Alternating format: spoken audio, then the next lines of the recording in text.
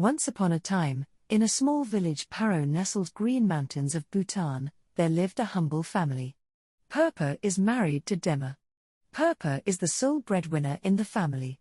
It was 1996, and life in the village was simple yet challenging. The family was happy and yet poor. Every day, they would see their neighbors buying new appliances, which seemed like a distant dream for them.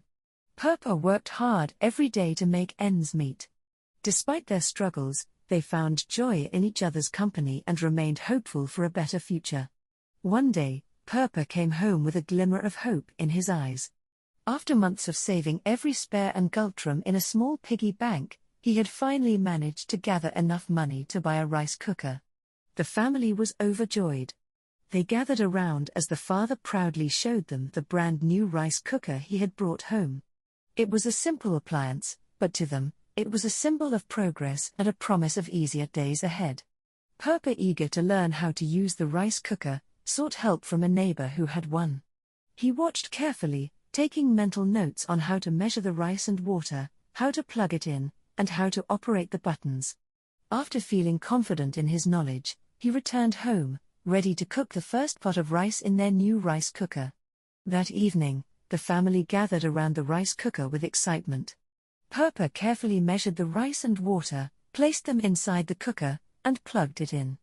He turned to his son Min-jaw and said, "Now, we wait for the light to go up, and then we will have perfectly cooked rice." Min-jaw, fascinated by the shiny new appliance, couldn't contain his curiosity. They all sat around, waiting for the rice to cook. Little Min-jaw, however, was too impatient.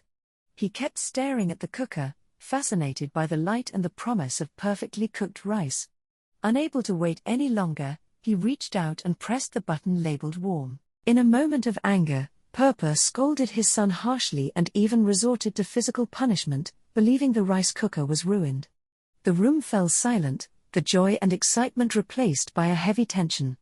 Min-jaw's tears flowed as he clung to his mother, and his mother's eyes filled with sadness. His father, too, felt a deep remorse settling in as he realized what he had done. Later that night, as they sat around the dim light of their home, Purpa took his son in his arms and apologized. He explained how much he had wanted to bring a small piece of comfort and ease into their lives. He told Min-jaw that his impatience was not the real problem, rather, it was his own expectations and frustrations that had gotten the better of him. As time passed, the rice cooker continued its cycle, and soon, the delicious aroma of freshly cooked rice filled the air. The family sat down to their meal, enjoying the perfectly cooked rice, a symbol of their perseverance and the love that bound them together. From that day on, they used the rice cooker with pride, always remembering the lesson they had learned.